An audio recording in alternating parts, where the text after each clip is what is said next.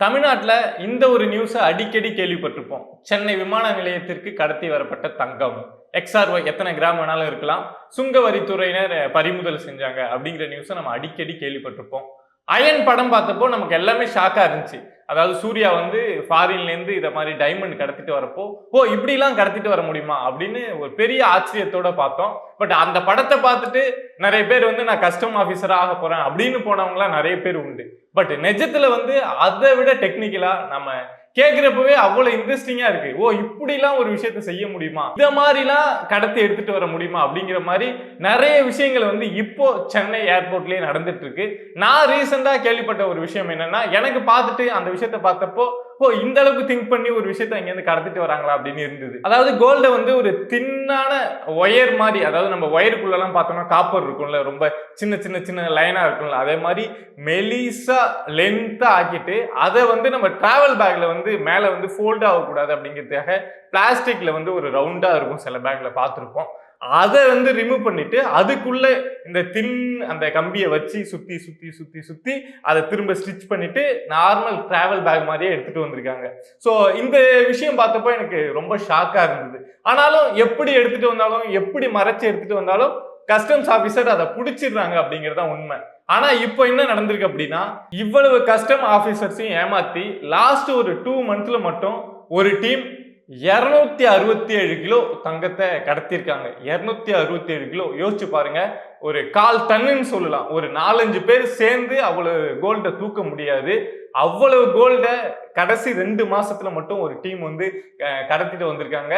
இவ்வளவு செக்யூரிட்டியவும் ஏமாத்தி என்ன நடந்தது, எப்படி இதுக்கு பின்னாடி இருக்கக்கூடிய பிளான் என்ன அப்படிங்கிறது தான் அதை கேட்கிறப்பவே ரொம்ப ஷாக்கா இருக்கு. அதை பத்தி தான் நம்ம இந்த வீடியோல பேச போறோம். இந்த உலகத்துல கட்டாயமா தெரிஞ்சுக்க வேண்டிய விஷயம் அப்படிங்கிறது நிறையவே இருக்கு. டெய்லி ஏதாவது ஒண்ணு நடந்துகிட்டு தான் இருக்கு. அதை பத்தி பேசுறதுக்கு நான் கிரியேட் பண்ண சேனல் தான் பிரபா டாக்ஸ். நான் எதிர்பார்த்ததை விட உங்க சப்போர்ட் அப்படிங்கிறது ரொம்பவே வேகமா நல்லா இருக்கு. சப்ஸ்கிரைப் பண்ணி டீமுக்குள்ள வாங்க, சேர்ந்து டிராவல் பண்ணுவோம். வீவர்ஸ் அனைவருக்கும் வணக்கம்.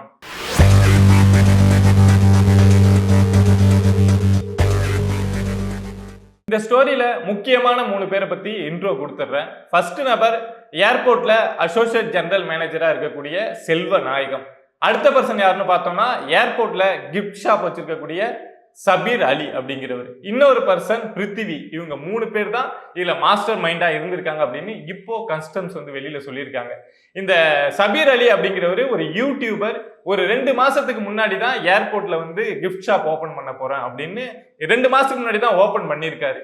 அங்க இப்ப நம்ம ஏர்போர்ட்ல ஒரு ஷாப் ஓபன் பண்ணோம் அப்படின்னா நிறைய ஃபார்மாலிட்டிஸ் இருக்கும், அங்க பர்மிஷன்ஸ் வாங்கணும். அதுக்கெல்லாம் சப்போர்ட் பண்ணவர் தான் அங்க அசோசியேட் ஜெனரல் மேனேஜரா இருக்கக்கூடிய இந்த செல்வ நாயகம். அவருடைய சப்போர்ட்ல தான் இந்த சபீர் அலி வந்து ஏர்போர்ட்ல வந்து இந்த ஷாப்பை ஓபன் பண்றாரு. சபீர் அலி கிஃப்ட் ஷாப் ஓபன் பண்ணதுக்கு அப்புறம் அங்க லேபர்ஸ் வேணும்ல அவருடைய ஷாப்புக்கு, அதுக்காக ஒரு 7 பேரை வந்து லேபரா அந்த கடையில சேர்க்கிறாரு. பட் என்ன இதுல ஒரு இன்ட்ரெஸ்டிங்கான விஷயம் அப்படின்னா, அந்த 7 பேருக்குமே ஸ்பெஷல் பாஸ் வாங்கி கொடுக்குறாரு சபீர் அலி. அவரால் எப்படி அது முடியுது அப்படின்னா, அதுவும் இந்த செல்வநாயகம் தான் சப்போர்ட் பண்றாரு. அவர் ஏன்னா அங்க ஒரு ஜெனரல் மேனேஜரா இருக்கிறதுனால அவருடைய சப்போர்ட்டால அங்க ஒர்க் பண்ற 7 பேருக்கும் வந்து இந்த இது வாங்கி கொடுக்குறாங்க, ஸ்பெஷல் பாஸ் அப்படிங்கிறத வாங்கி கொடுத்துடுறாங்க. இப்போ கடத்தலுக்கான ஒரு டோன் அப்படிங்கிறத செட் பண்ணிட்டாங்க. அதாவது அங்க மேனேஜரும் தெரிஞ்சவர் இருக்காரு, அங்க ஒரு ஷாப் இருக்கு, ஒரு 7 பேர் அங்க வேலைக்கும் சேர்த்துட்டாங்க. அவங்க 7 பேருக்கும் வந்து ஒரு ஸ்பெஷல் பாஸ் இருக்கு. அந்த ஸ்பெஷல் பாஸை வச்சு நம்ம வந்து அந்த ஏர்போர்ட்ல வந்து எங்க வேணாலும் போகலாம், யாரும் கொஸ்டின் பண்ண மாட்டாங்க, நம்மளை செக் பண்ண மாட்டாங்க. அப்படிங்கிறப்போ அந்த 7 பேரும் அந்த ஏர்போர்ட்டுக்குள்ள ரொம்ப ஃப்ரீயா எங்க வேணாலும் போயிட்டு வரலாம் அப்படிங்கிற அந்த டோன், ஒரு கடத்தலுக்கு தேவையான அந்த டோன் அப்படிங்கிறது செட் ஆயிடுச்சு.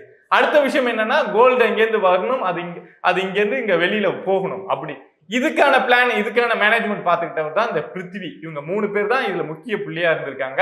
இதுல எப்படி இவங்க கடத்த ஆரம்பிச்சிருக்காங்க அப்படின்னா, இப்போ ஃபாரின்ல இருந்து ஒரு கோல்டு வருது அப்படின்னா, ஒரு டிரான்சிட் ஒருத்தர் எடுத்துட்டு வராரு அப்படின்னா, எடுத்துட்டு வந்துட்டு அந்த செக்கிங் பாயிண்ட்லாம் இருக்கும்ல, அதுக்கு முன்னாடியே உள்ள போயிட்டு பிரைவேட் டாய்லெட்டுக்குள்ள வச்சுட்டு வந்துடுவார்.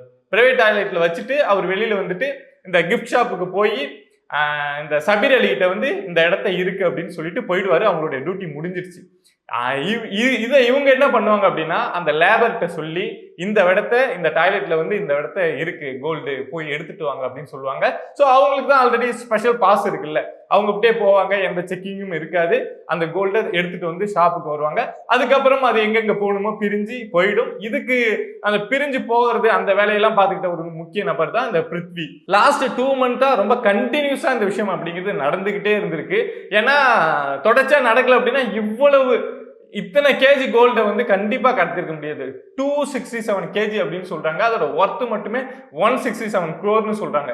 இந்த விஷயம் தான் கண்டினியூவா லாஸ்ட் 2 மந்த்தா அங்க இருக்கக்கூடிய கஸ்டம்ஸ் எல்லாரையுமே ஏமாத்தி, ஏன்னா இதுக்கு முன்னாடி நம்ம கேள்விப்பட்டிருக்கோம், ஒரு 10 கிராம் எக்ஸ்ட்ரா எடுத்துட்டு வந்தவங்களை கூட கஸ்டம்ஸ் வந்து பிடிச்சிருக்கிறது, அவங்களை அரெஸ்ட் பண்ணது, இதை மாதிரி விஷயம் எல்லாம் கேள்விப்படுறோம். ஏர்போர்ட்ல இதை மாதிரி கஸ்டம்ஸை தாண்டி எதுவுமே எடுத்துட்டு வர முடியாது அப்படின்னு நம்ம இன்னும் நம்புறோம். அந்த அளவுக்கு அவங்க ரொம்ப ஸ்ட்ரிக்டா இருப்பாங்க அப்படின்லாம். பட் இதெல்லாம் தாண்டி இவ்வளவு கோல்டை கடத்திட்டு வந்திருக்காங்க. சரி, இவ்வளவு கடத்திட்டு வந்தாங்க, எப்படி மாட்டினாங்கன்னு ஒரு கேள்வி இருக்குல்ல. என்னதான் ப்ராப்பரா என்னதான் பிளான் பண்ணி ஒரு விஷயம் செஞ்சாலும் எங்கேயாவது ஒரு விஷயம் சின்னதா லீக் ஆகும்ல. அதே மாதிரி துபாயில ஒரு நபர் வந்து கோல்டு எடுத்துட்டு சென்னை ஏர்போர்ட் வராரு. அவர் எடுத்துட்டு வர கோல்டோட மதிப்பு மட்டுமே 1 கோடி அப்படின்னு ஒரு சின்னதா ஒரு க்ளூ வந்து கஸ்டம்ஸ் ஆஃபீஸருக்கு கிடைக்குது. ஸோ அவங்க வந்து அதை ட்ராக் பண்ணி ஃபாலோ பண்ணி யாரு என்னன்னு பிளான் பண்ணிட்டாங்க. அவர் அதே மாதிரியே எங்க சென்னை வந்துட்டு சென்னை ஏர்போர்ட்ல இறங்கி பிரைவேட் டாய்லெட்குள்ள போறப்போ கோல்டு எடுத்துட்டு போறாரு. பட் வெளில வரப்போ கோல்டு இல்லை. அப்படியே ஸ்பாட்ல வந்து ஒரு ஸ்ரீலங்கன் நபர் அவர் அப்படியே ஸ்பாட்ல பிடிச்சி கஸ்டம்ஸ் ஆஃபீஸர் வந்து விசாரிக்கிறப்போ ஒண்ணா வெளியில வர ஆரம்பிக்குது. அவர் வந்து அந்த கிஃப்ட் ஷாப்பை சொல்றாரு. கிஃப்ட் ஷாப்பை போய் விசாரிச்சா சபீர் அலி மாற்றாரு. சபீர் அலி அதுக்கப்புறம் விசாரணை தொடங்க ஒண்ணா வெளியில தெரிய வருது. இவ்வளவு பிளான் பண்ணி 7 பேருக்கு ஸ்பெஷல் பாஸ் வாங்கி கொடுத்து ஒரு 2 மாசத்துக்கு முன்னாடி பிளான் பண்ணி அங்க அந்த கிஃப்ட் ஷாப்பை வச்சு, இந்த கிஃப்ட் ஷாப்பை அவங்க அங்க ஓபன் பண்ணதே இந்த கோல்டை கடத்துறதுக்கு தான் அப்படின்னு நம்ம படத்துல பாக்குற மாதிரி இருக்கு இந்த விஷயம். எவ்வளவு பிளான்டா ஒரு ஆர்கனைஸ்டு கிரைம் அப்படிங்கிற மாதிரி இந்த விஷயம் நடந்திருக்கு. ஸோ இப்போ அந்த சபீர் அலி மாட்டிக்கிட்டார். சபீர் அலி அந்த ஸ்ரீலங்கன் நபர் வந்து அங்கேருந்து கோல்டை எடுத்துட்டு வந்து இப்போ கைதான அந்த நபர், அந்த கடையில வேலை செஞ்ச இந்த 7 பேர், மொத்தம் 9 பேரை இப்ப கைது செஞ்சிருக்காங்க. ஸோ இதுல வந்து அந்த அசோசியேட் ஜெனரல் மேனேஜர் அவர் செல்வநாயகம் அவருடைய வீட்டுல வந்து கஸ்டம்ஸ் ஆபீசர்ஸ் வந்து இப்ப ரைடு நடத்திருக்காங்க. அதே மாதிரி பிருத்திவோட வீட்லயும் போயிட்டு ரைடு நடத்திருக்காங்க. ஏன்னா அந்த 267 கேஜி இங்க போச்சுன்னு தெரியணும்ல. இப்போ மாட்டிருக்கிறது அந்த 1 crore மதிப்பிலான அந்த கோல்டு மாட்டிருக்கு. இவங்க 9 பேரை கைது பண்ணிருக்காங்க. பட் அந்த பிருத்திவி இருக்காங்க, அந்த செல்வநாயகம் இருக்காங்க.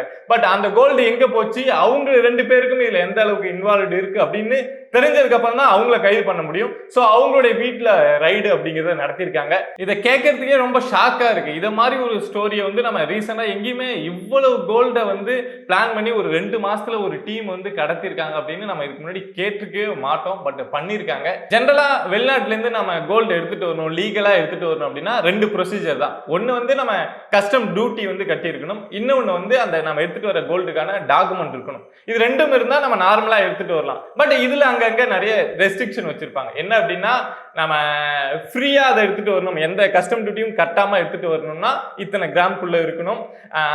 அதுவும் டிஃபர் ஆகும். ஃபாரின்ல ஒரு 6 மாசம் தங்கிருக்கீங்க அப்படின்னா நீங்க இத்தனை கிராம் வரைக்கும் எடுத்துட்டு வரலாம். இதே 1 இயருக்கு மேல தங்கிருக்கீங்க அப்படின்னா இத்தனை கிராம் வரைக்கும் நீங்க ஃப்ரீயாவே எடுத்துட்டு வரலாம். பட் அதை தாண்டி நான் ஒரு 1/2 kg எடுத்துட்டு வரணும், 1 kg எடுத்துட்டு வரணும் அப்படின்னு நினைக்கிறீங்கன்னா நீங்க கஸ்டம் டியூட்டி கட்டி தான் அதை வந்து நீங்க இந்தியாவுக்குள்ள எடுத்துட்டு வர முடியும். நீங்க அதை மாதிரி எடுத்துட்டு வரப்போ உங்களுக்கு வந்து அந்த 1 kg வரைக்கும் ஒரு லிமிட் இருக்கு. நீங்க அதை தாண்டி போக கூடாது. அந்த 1 kgக்குள்ள இருக்கிறப்போ அந்த டாக்ஸ்ங்கிறது ஒரு 10%, 12% அந்த ரேஞ்சிலேயே இருக்கும். நீங்க இன்னும் அதுல இருக்கக்கூடிய மேக்சிமமா எடுத்துட்டு வரணும் அப்படின்னு நினைக்கிறீங்கன்னா அந்த டாக்ஸ் அப்படிங்கிறது 35% வரைக்கும் போகும். அதாவது இப்ப நீங்க 1 கோடி ரூபாய் கோல்டு எங்கேருந்து வாங்கிட்டு வரீங்க அப்படின்னா இங்க வந்து 35 lakhs வந்து நீங்க கஸ்டம் டியூட்டியாவே கட்டணும். நீங்க 1 kg கோல்டு எடுத்துட்டு வரணும்னா கூட அதுக்குமே ஒரு டேர்ம்ஸ் அண்ட் கண்டிஷன்ஸ் அப்படிங்கிறது இருக்கு. நீங்க எத்தனை மந்த் வந்து ஃபாரின்ல தங்கி இருக்கீங்க, அடிக்கடி எடுத்துட்டு வரீங்களா, இல்ல ரொம்ப நாள் தங்கி இருந்துட்டு இப்போதான் வரீங்களா அப்படிங்கிறது, இது எல்லாமே ஒரு நாம்ஸாவே வச்சிருக்காங்க. நீங்க மென்னா இருந்தா எவ்வளவு கோல்டு எடுத்துட்டு வரலாம், விமனா இருந்தா எவ்வளவு கோல்டு எடுத்துட்டு வரலாம் அப்படிங்கிறது எல்லாமே கஸ்டம்ஸ் ஆபீசர்ஸ் வந்து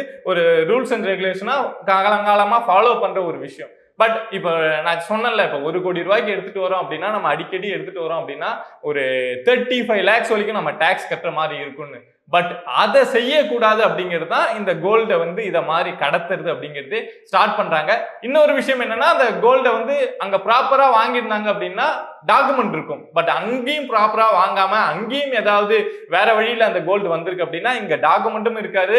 அதுவும் இல்லாம இந்த கஸ்டம் டியூட்டியும் கட்டாம இதை மாதிரி கடத்தல வெளியில போகுது அப்படின்னா அவங்களுக்கு அங்கதான் இந்தியன் மார்க்கெட்டுக்குள்ள இத மாதிரி வந்து கடத்தப்பட்ட கோல்டு வரப்போ அங்க எல்லாமே ஃபுல்லா மாறும். அதாவது இப்ப நார்மலா ஒருத்தவங்க ப்ராப்பரா டாக்ஸ் கட்டி ஒரு ப்ராப்பரா ஒரு கோல்டு கம்பெனியே இருக்குன்னு வைங்க, அவங்க ஃபாரின்ல இருந்து இங்க கோல்டு எடுத்துட்டு வந்து விக்கிறாங்க, 1 கிராம் கோல்டு வந்து ஒரு 6500 விக்குது அப்படின்னா, இத மாதிரி ஸ்மக்லிங்ல இத மாதிரி கஸ்டம் டியூட்டி கட்டாம அங்க ப்ராப்பர் டாக்குமெண்ட் இல்லாம அங்க வேற ஏதோ ஒரு வழியில கோல்ட ஒருத்தவங்க வாங்கி இங்கேயும் ஏமாத்தி எடுத்துட்டு வராங்க அப்படின்னா அதை வந்து அவங்க வந்து ஒரு 5000 கூட விற்கலாம். இந்தாண்ட இருக்கக்கூடிய ரொம்ப ஃபேமஸான கடையில அந்த அதே 1 கிராம் கோல்டு வந்து 6500 விற்கும். பட் இவங்களால வந்து ஒரு 5000 விற்க முடியும். ஏன்னா அவங்க இங்க டாக்ஸ் கட்டல, அவங்களுக்கு அதுக்கு டாக்குமெண்ட் கிடையாது, அந்த கோல்டு அவங்களுக்கு எப்படி வந்ததுன்னு தெரியாது. அப்படிங்கிறப்போ இந்தியன் மார்க்கெட்டுக்குள்ள எல்லாமே ஒரு இம்பேலன்ஸ் ஆயிடும். ஒருத்தவங்க ப்ராப்பரா நடப்பாங்க, இன்னொருத்தவங்க வந்து அதை சீப்பா வித்து அவங்க மட்டும் சம்பாதிப்பாங்க. அதனால கவர்மெண்ட்டுக்கு எந்த பெனிஃபிட்டுமே இருக்காது. ஸோ இதெல்லாம் ப்ராப்பரா கொண்டு வரதுக்கு தான் இந்த கஸ்டம் டியூட்டி அப்படிங்கிறத கொண்டு வந்து கஸ்டம் ஆஃபீஸர்ஸ் வந்து ஏர்போர்ட்ல இதை அவங்கள தாண்டி வெளியில எங்கேயுமே போகாது. வெளியில இன்டர்நேஷனல்ல இருந்து எது வந்தாலுமே ஏர்போர்ட் வழியா போகுதுன்னா அங்க இருக்கக்கூடிய ஆஃபீஸர்ஸை தாண்டி தான் போகும். ஸோ இதுதான் ஒரு காமனா ப்ரொசீஜர் ஃபாலோ பண்றது. பட் இதெல்லாம் தாண்டி தான் இப்போ வந்து இவங்க இவ்வளவு கோல்டை கடத்திருக்காங்க. இது வரைக்கும் நான் வந்து அதிகபட்சம் ஒரு 5 கிலோ 10 கிலோ மாட்டி இருக்கு அப்படிங்கிற இது கேள்விப்பட்டிருக்கேன். ஒரே நாள்ல 10 கிலோ ஏர்போர்ட்ல வந்து தங்கம் கடத்தப்பட்டிருக்கு அப்படின்லாம். பட் இவங்க வந்து லாஸ்ட் 2 மந்த்ஸ்ல மட்டும் இவ்வளவு பெரிய அமௌண்ட், ஒரு 1/4 டன், ஒரு 5-6 பேர் சேர்ந்து தூக்க முடியாது. நினைச்சு பாருங்க, அது சாதாரண ஒரு பொருள் இல்லை, கோல்டு. பட் 4-5 பேர் சேர்ந்து தூக்க முடியாது. அவ்வளவு வெயிட்டா இருக்கக்கூடிய கோல்டை 2 மாசத்துல கடத்திருக்காங்க. ஸோ இப்போ கஸ்டம்ஸ் ஆஃபீஸர் வந்து 9 பேரை கைது பண்ணியிருக்காங்க. அடுத்தது அந்த ரைடு அப்படிங்கிறது போயிட்டு இருக்கு. இதுல இன்னும் பின்னாடி யார் இருக்காங்க, இந்த 267 kg கோல்டு எங்க போயிருக்கு அப்படிங்கிறது தான் இப்போ சென்னை ஏர்போர்ட்ல இருக்கக்கூடிய பரபரப்பான விஷயம். ஸோ அடுத்தடுத்து என்ன நடக்குது அப்படின்னு பார்ப்போம். Will see you on next video. Bye viewers.